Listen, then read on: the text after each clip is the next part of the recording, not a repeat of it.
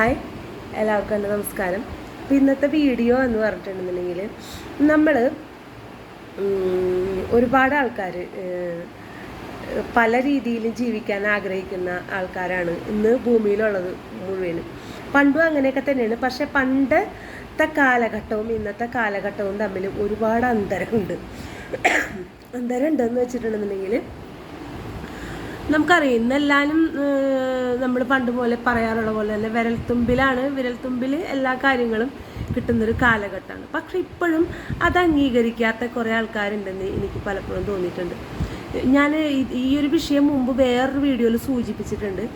എങ്കിലും ഞാനൊരു കാര്യം പറയാം. ഞാനിന്ന് ഒരു പെൺകുട്ടിയുടെ ഒരു പോസ്റ്റ് കുറച്ച് ദിവസം മുമ്പ് ആ കുട്ടി ഒരു പോസ്റ്റ് ഇട്ടു.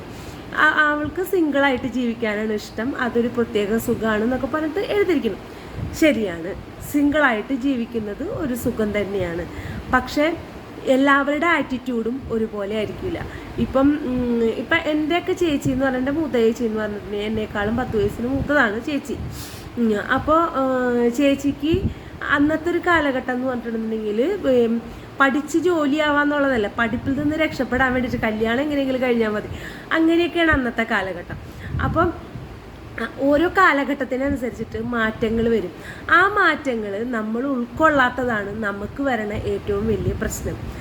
നമ്മൾ നമ്മുടെ കാര്യം നോക്കി ജീവിക്കാൻ ഇപ്പോഴും പലരും പഠിച്ചിട്ടില്ല എന്നെനിക്ക് തോന്നാറുണ്ട്. കാരണം ആ പെൺകുട്ടി അങ്ങനെ എഴുതിയപ്പോൾ അതിനടിയിൽ വന്ന കമൻറ്റുകൾ, നിൻ്റെ അച്ഛനും അമ്മയും അങ്ങനെ സിംഗിളായിട്ടിരിക്കാൻ തീരുമാനിച്ചിരുന്നെങ്കിൽ നീ ഇങ്ങനെ ഉണ്ടാവുമായിരുന്നോ എന്നൊക്കെ ചോദിച്ചിട്ട് അങ്ങനെ കുറേ കമൻസുകൾ. പിന്നെ അതിൽ എന്നെ ഏറ്റവും അധികം ശ്രദ്ധ ആകർഷിച്ച ഒരു കമൻറ്റ് എന്ന് പറഞ്ഞാൽ ഒരു ചേച്ചി ഇട്ട കമൻ്റാണ്, മക്കളെ നമ്മൾ ഗർഭിണിയായി 10 മാസം കഷ്ടപ്പെട്ട് ഒരുപാട് യാതനകൾ സഹിച്ച് പ്രസവിച്ച് വളർത്തി വലുതാക്കിയിട്ടുണ്ടെന്നുണ്ടെങ്കിൽ അവർ നമ്മളെ കസ്റ്റഡിയിൽ ഉണ്ടാവണം എന്നുള്ള രീതിയിലാണ് ആ ചേച്ചി എഴുതിയിരിക്കുന്നത്. പക്ഷെ ഞാനൊരു കാര്യം പറയട്ടെ, ഒരുപാട് കഷ്ടപ്പെട്ട് നമ്മുടെ കരിയറും കാര്യങ്ങളെല്ലാം മക്കൾക്ക് വേണ്ടി ഹോമിച്ച് മാറ്റി വെച്ചിട്ട് മക്കളെന്ന് പറഞ്ഞ് ജീവിക്കുന്ന ജീവിച്ചിട്ടാണ് മക്കൾ വലുതാവണമെന്ന് പറഞ്ഞു. ശരിയാണ്, ഓക്കെ, അതിൽ അവരെന്ത് ചെയ്യാനാണ്? നിങ്ങൾ അങ്ങനെ കഷ്ടപ്പെട്ട് മക്കളെ വളർത്തി വലുതാക്കുമ്പോൾ ആ കുട്ടികൾക്ക് ഉണ്ടാവും ഒരു ആറ്റിറ്റ്യൂഡ്. ആ ആറ്റിറ്റ്യൂഡിനെ നമ്മൾ ബലമായി പിടിച്ചിട്ട് ഞാൻ നിന്നെ കഷ്ടപ്പെട്ട് വളർത്തിയതല്ലേ, ഞാൻ നിന്നെ കഷ്ടപ്പെട്ട് പ്രസവിച്ചതല്ലേ, ഈ കണക്കൊക്കെ പറഞ്ഞിട്ട് ആ കുട്ടികളുടെ ഇഷ്ടങ്ങളെ അല്ലെങ്കിൽ അവരാഗ്രഹങ്ങളെ നമ്മളുടെ ആഗ്രഹങ്ങൾക്ക് വേണ്ടിയിട്ട് പിടിച്ചമർത്തി വെച്ച് കഴിഞ്ഞിട്ടുണ്ടെങ്കിൽ എന്ത് സന്തോഷമാണ് നമുക്ക് ഉണ്ടാവുക? അല്ലെങ്കിൽ ആ കുട്ടികൾക്ക് എന്ത് സന്തോഷമാണ് ഉണ്ടാവുക? അത് ആരും ചിന്തിക്കണില്ല. ഒരു സന്തോഷവും അതുകൊണ്ട് നമുക്ക് ആർക്കും ഉണ്ടാവാൻ പോണില്ല. കാരണം നമുക്ക് ചിലപ്പോൾ ഉണ്ടാവുമായിരിക്കും, പക്ഷേ പേരൻസ് ഉണ്ടാവുമായിരിക്കും. പക്ഷെ ആ കുട്ടികളുടെ മനസ്സ് ഒരിക്കലും അവർക്ക് സന്തോഷത്തോട് കൂടിയിട്ടായിരിക്കില്ല ഉണ്ടാവുക. ഇപ്പോൾ ഒരാൾക്ക് കല്യാണം കഴിക്കണ്ട എന്ന് ആണ് തീരുമാനം എന്നുണ്ടെങ്കിൽ നമ്മൾ അവരെ നിർബന്ധിച്ച് കല്യാണം കഴിപ്പിച്ചിട്ടുണ്ടെങ്കിൽ ഒരിക്കലും അവരുടെ ജീവിതം സക്സസ് ആവില്ല. അതുപോലെ കുട്ടികൾ ഉണ്ടാവാനായിട്ട് ചിലർക്ക് വൈകാറുണ്ട്. അത് വൈകുമ്പോൾ നമ്മൾ കുത്തി ചോദിക്കേണ്ട കാര്യമില്ല. അവർക്ക് വേണമെങ്കിൽ കുട്ടികൾ അവരുണ്ടാക്കിക്കോളും, അല്ലെങ്കിൽ വേണ്ടാന്ന് വെച്ചിട്ടുണ്ടാവും. അതൊക്കെ അവരുടെ ഇഷ്ടമാണ്. ഇപ്പോഴും ആൾക്കാർ അങ്ങനെയുള്ള കാര്യങ്ങളൊക്കെ ചോദിക്കും. ഇപ്പം എൻ്റെ പരിചയത്തിലുള്ള ഒരാളുണ്ട്. ആ പുള്ളി അവരുടെ കല്യാണത്തിന് ഞാൻ പോയിട്ടുണ്ട്, ഒക്കെ ഉണ്ട്. ഞാൻ വലുതാണെന്ന് കാണിക്കാൻ വേണ്ടിയിട്ട് പറയല്ല കേട്ടോ. പക്ഷേ അവർക്ക് കുറച്ച് വർഷങ്ങൾ കഴിഞ്ഞിട്ടാണ് കുട്ടികളുണ്ടായത്. എനിക്ക് ഇവരെ കാണുമ്പോൾ ഈ ഒരു കാര്യം ഓർമ്മ തന്നെ ഉണ്ടാവാറില്ല. അവർക്ക് കുട്ടികളില്ലല്ലോ എന്നൊന്നും എനിക്ക് ഓർമ്മ ഉണ്ടാവാറില്ല. ആ പുള്ളിക്കാരൻ്റെ ഭാര്യ പ്രസവിക്കാറായപ്പോഴാണ് പ്രസവിച്ചിട്ടാണ് ഞാൻ അറിയണത് അവൾ ഗർഭിണിയായെന്നും കുട്ടിയായെന്നൊക്കെ. കാരണം നമ്മൾ അത്രയും പോലും മറ്റുള്ളവരുടെ ലൈഫിലേക്ക് കടന്നു ചെല്ലാൻ വേണ്ടിയിട്ട് ആഗ്രഹിക്കുന്നില്ല. വേറൊന്നുമല്ല, നമ്മളങ്ങനെ കടന്നു ചെല്ലുമ്പോൾ അവർക്ക് സന്തോഷം കിട്ടണില്ലെങ്കിൽ പിന്നെ എന്തിനാണ് നമ്മൾ അതിൻ്റെ ഉള്ളിലേക്ക് കുത്തിക്കയറി ചെല്ലണത്? എനിക്ക് മനസ്സിലാവണില്ല. അതുപോലെ വേറൊരു കാര്യം, ഈ 10 മാസം ചുമന്ന് പ്രസവിച്ചപ്പോഴേക്ക് തന്നെ വരാം. ഒരു കാര്യം എല്ലാ അമ്മമാരും മനസ്സിലാക്കേണ്ടതുണ്ട്.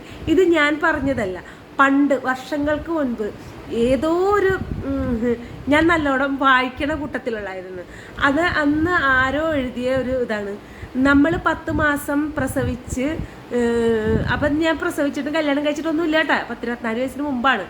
പ്രസവിച്ച് വളർത്തിയ കഥ പറയുമ്പോൾ നിങ്ങളൊന്ന് ആലോചിക്കുക. നിങ്ങൾ 10 മാസം പ്രസവിച്ചിട്ട് അല്ല 10 മാസം വയറ്റിൽ കൊണ്ട് നടന്ന് പ്രസവിച്ച് കഴിയുമ്പോൾ ആ കുട്ടിയുടെ ഒരു ചിരി മതി നമ്മുടെ മനസ്സിനെ സന്തോഷിപ്പിക്കുമ്പോൾ നമ്മളെ ശരീരത്തിലുണ്ടാവുന്ന ഹോർമോണിൻ്റെ വ്യതിയാനങ്ങളും അല്ലെങ്കിൽ നമുക്ക് ശരീരത്തിലുണ്ടാവുന്ന ഗുണങ്ങളുമെല്ലാം ആ കുട്ടിയുടെ ഒരു ചിരി മതി, നമുക്കതെല്ലാം നമുക്ക് കിട്ടും.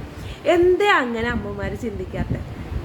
അത് ചിന്തിക്കാത്തൊരു കാരണം എവിടെയെന്ന് വെച്ചാൽ ഫിനാൻഷ്യലി ഒരു സെറ്റപ്പ്, ഫിനാൻഷ്യലി സ്വന്തം കാലിൽ നിൽക്കാത്ത അമ്മമാർക്കാണ് കൂടുതൽ ഭയമുള്ളത്. മക്കൾ നമ്മളിട്ട് എറിഞ്ഞിട്ട് പോവുക, അവരില്ലെങ്കിൽ എങ്ങനെ ചെയ്യും?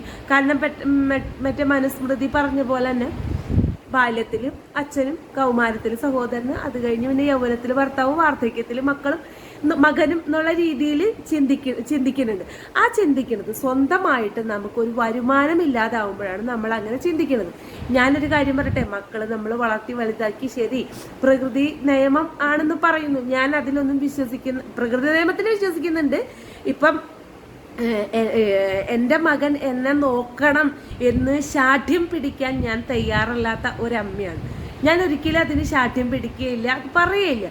നമ്മളൊരു കാര്യം മനസ്സിലാക്കുക, സ്നേഹമായാലും കരുണയായാലും ദയവായാലും മനസ്സറിഞ്ഞ് നമുക്ക് തരണം. അല്ലാതെ നമ്മൾ പിടിച്ചു വാങ്ങുന്നതൊക്കെ അവരെപ്പോഴെങ്കിലും പെട്ടെന്ന് തന്നെ തിരിച്ചെടുക്കും. അത് നമ്മൾ മനസ്സിലാക്കണം. നമ്മളൊന്നും പിടിച്ചു വാങ്ങണ്ട, നമുക്ക് കിട്ടാനുള്ളതാണെന്നുണ്ടെങ്കിൽ നമ്മളുടെ അടുത്തേക്ക് വരും. അതാണ് കർമ്മം എന്ന് പറയുന്നത്. എപ്പോഴും എനിക്കത് വരാതിരിക്കില്ല. നമ്മൾ നല്ലത് ചെയ്തിട്ടുണ്ടോ തീർച്ചയായും ആ നല്ലത് നമുക്ക് തന്നെ വരും, അത് ഉറപ്പാണ്. പിന്നെ എനിക്ക് നല്ല ചുമയുണ്ട് കേട്ടോ, ഞാൻ മരുന്ന് ഇരുന്നിട്ടാണ് സംസാരിക്കുന്നത്. ഈ വിഷയം പറയണമെന്ന് എനിക്ക് തോന്നി, അതുകൊണ്ടാണ് ഞാൻ പറയുന്നത്. അപ്പം എന്താ സംഭവം എന്ന് വെച്ചിട്ടുണ്ടെങ്കിൽ നമ്മൾ ശാഠ്യം പിടിക്കണ്ട.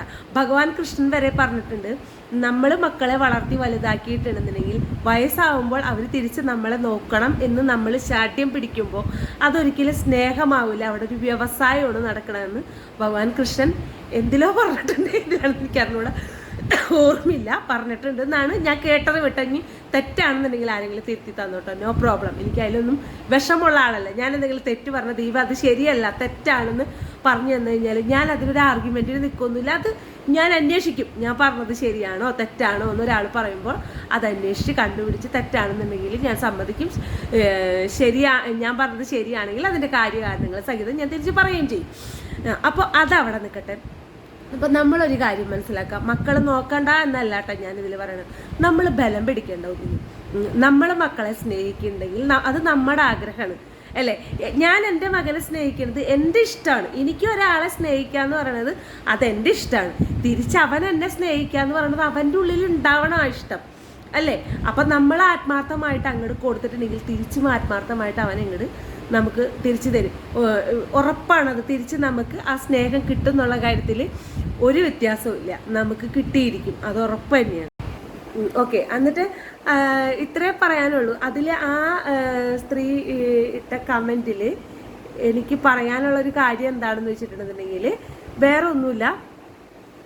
നമ്മൾ ഇപ്പം ആ പറഞ്ഞില്ലേ, വളർത്തി വലുതാക്കി എൻ്റെ മക്കളെ എന്നെ നോക്കണം, അല്ലെങ്കിൽ ഞങ്ങൾ ആഗ്രഹിക്കുന്ന പോലെ അവർ ജീവിക്കണം എന്ന് പറയണില്ലേ, ആ പറയുന്നതിനോട് എനിക്ക് യോജിപ്പില്ല. തെറ്റാണോ ശരിയാണോ എന്നൊന്നും ഞാൻ പറയണില്ല, യോജിപ്പില്ല. കാരണം എന്നെ സംബന്ധിച്ചിടത്തോളം ഞാനൊരു കാര്യം പറയാം. എൻ്റെ 13-14 വയസ്സ് തുടങ്ങി പുറത്തേക്ക് ഇറങ്ങി, എൻ്റെ അച്ഛനായിരുന്നു എനിക്ക് സപ്പോർട്ട് ഉണ്ടായിരുന്നത്. പുറത്തേക്ക് ഇറങ്ങി ഞാൻ എൻ്റെ കാര്യങ്ങൾ കഥാപ്രസംഗം ആയാലും പ്രോഗ്രാമുകളായാലും ചെയ്തിരുന്ന ഒരാളാണ്. അപ്പോൾ ആ സമയത്ത് എനിക്ക് നല്ല സപ്പോർട്ടാണ് എൻ്റെ വീട്ടിൽ നിന്ന് കിട്ടിയിരുന്നത്. എനിക്ക് അതിനനുസരിച്ചിട്ട് അന്ന് വരുമാനവും എനിക്കുണ്ടായിരുന്നു. ആ പൈസ ഞാൻ എൻ്റെ അച്ഛൻ്റെ കയ്യിലാണ് കൊടുക്കുക. അല്ലാതെ ഞാനത് എടുത്തിട്ട് അന്നത്തെ ഒരു കാലഘട്ടത്തിൽ നമുക്കൊന്നും ചെയ്യാൻ അറിയില്ല. അറിയുമായിരുന്നെങ്കിൽ ചെയ്യുമായിരിക്കും കേട്ടോ, പറയാനൊന്നും പറ്റൊന്നുമില്ല. അങ്ങനെ ഇപ്പോൾ ഞാൻ 100% ശരിയാണ് അല്ലെങ്കിൽ 100% പെർഫെക്റ്റ് ആയിരുന്നു എന്നൊന്നും ഞാൻ പറയില്ല. ഇന്നത്തെ കാലഘട്ടമാണെന്നുണ്ടെങ്കിൽ ചിലപ്പോൾ ആ പൈസ ഒന്നും നമ്മുടെ കയ്യിലുണ്ടാവില്ല, ദീപാവലി വിളിച്ച് കളഞ്ഞിട്ടുണ്ടാവും, നാടൻ ഭാഷയാണ് കേട്ടോ. അപ്പോൾ നമ്മൾ ഒരു കാര്യം, അപ്പം ആ കാലഘട്ടം മുതൽ നമ്മൾ, എൻ്റെ അച്ഛൻ എനിക്ക് സപ്പോർട്ടുണ്ട്, എൻ്റെ അമ്മ, എൻ്റെ ചേച്ചിമാരൊക്കെ സപ്പോർട്ടായിട്ടാണ് ഞാൻ എൻ്റെ കാര്യങ്ങൾ കൊണ്ടുനടന്നിരുന്നത്. അപ്പം എനിക്ക് ഇപ്പോൾ അവർക്ക് തിരിച്ചു കൊടുക്കാൻ എൻ്റെ കയ്യിൽ സാമ്പത്തികം ഉണ്ടായിരുന്ന സമയത്ത് നമ്മൾ ആ രീതിയിൽ തിരിച്ചു കൊടുക്കാൻ, സ്നേഹമുള്ള സമയത്ത് സ്നേഹവും ബഹുമാനവും കൊടുക്കുക, അതേ നമുക്ക് സാധിക്കുള്ളൂ.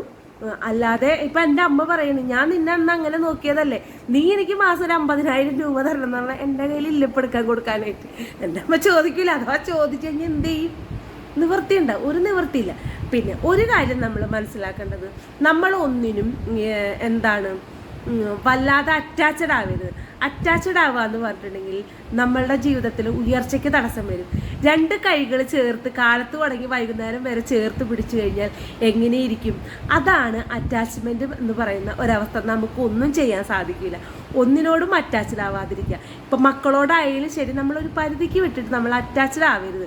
അറ്റാച്ച്ഡ് ആയി കഴിഞ്ഞിട്ടുണ്ടെങ്കിൽ അവരുടെ ഉയർച്ചയ്ക്കും ബുദ്ധിമുട്ടാണ്, നമ്മൾക്ക് മാനസികമായിട്ടുള്ള ബുദ്ധിമുട്ടുകളും ഉണ്ടാവും. ഇപ്പോൾ എൻ്റെ മകൻ പഠിക്കാൻ വേണ്ടിയിട്ട് ഇപ്പം അവൻ ഹോസ്റ്റലിലേക്ക് പോയപ്പോൾ ഞാൻ പേടിച്ചിരുന്നു. എനിക്ക് ഭയങ്കര ടെൻഷൻ വരുന്നുള്ള പേടിച്ചിരുന്നു. പക്ഷെ ആ ഒരു സീൻ അവൻ വളരെ സ്മൂത്തായിട്ട് ഹാൻഡിൽ ചെയ്തു. കാരണം ഹോസ്റ്റലിലേക്ക് നമ്മൾ അമ്മ വരേണ്ട കാര്യം ഞാൻ അച്ഛനും പോകാം വളരെ സിമ്പിളായിട്ട് എടുത്തു.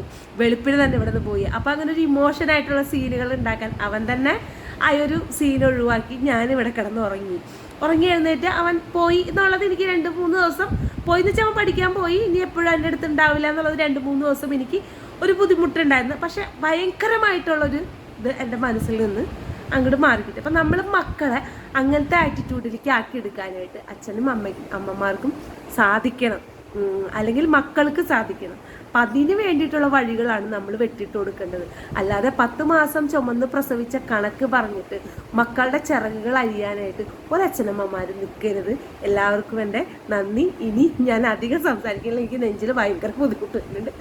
അപ്പോൾ പിന്നെ കാണാം. Thank you.